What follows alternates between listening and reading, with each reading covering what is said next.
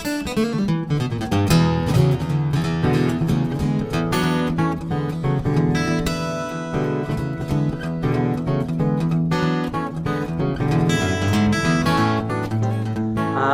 was thinking about Father Ted the other day. I don't know if you've ever seen Father Ted, and he's got this colleague, Father Dougal, Catholic priests, and Father Dougal's completely stupid. And Father Dougal's in the caravan one day, and they're looking out the caravan window, and Dougal says, Ted, those cows are really small.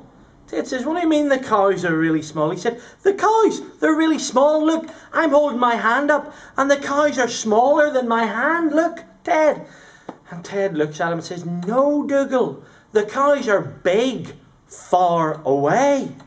But your hand's small, close up, far away. And Dougal doesn't quite get it. He says, no, honestly, look, they're only that big. They're just tiny. And it just reminded me about perspective. We can see things that are really unimportant, and they seem huge to us because they're close up. They're in our lives right now. They're a big thing. Something that's when we look back on it will appear insignificant, but because we're going through it, it's incredibly big. And this whole thing about perspectives came to light again last week with the death of Steve Jobs, the co-founder of Apple Computers. Steve Jobs said in that speech, I don't know if you've seen it, Google it, go on YouTube, when he spoke at Stanford University in 2005.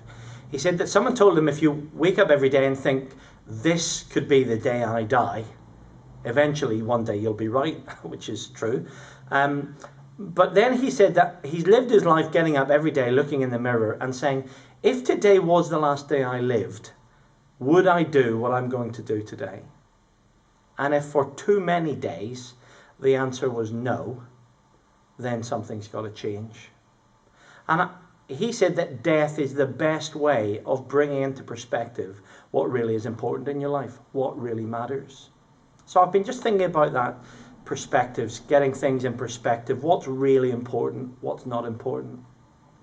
This week at Challenge Community Church, we've started a new home group series, which is Bible teaching with John Ortberg. And he uses a brilliant illustration, which I'm going to steal from him, but he says he stole it from Bill Hybels, so I guess that's okay. Where he goes through this little exercise with sticky post-it notes.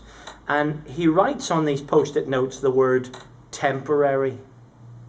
And basically he goes around his house and posts the word temporary on a post-it note on his television, on his car, on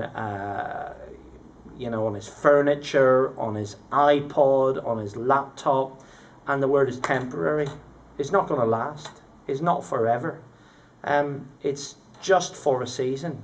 In other words, it's not permanently mine. The series, the home group series, is called When the Game is Over, It All Goes Back in the Box.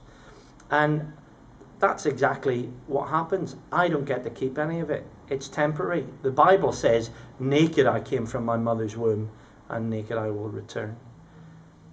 And then he got another set of post-it notes, a different colour, and he wrote the word eternal. And that word eternal, he said, just post it on people. Stick it on yourself. Stick it on your kids. Stick it on your boss, if you can get away with it. Eternal. People are forever. Actually, that gives me perspective. That thing that I really want, or that thing that's broken down, or that accident with the car, or that computer that's crashed, it's temporary. I mean, it's not mine anyway, really. I just got it on loan, and it'll never last, and I can't take it with me. But people are forever.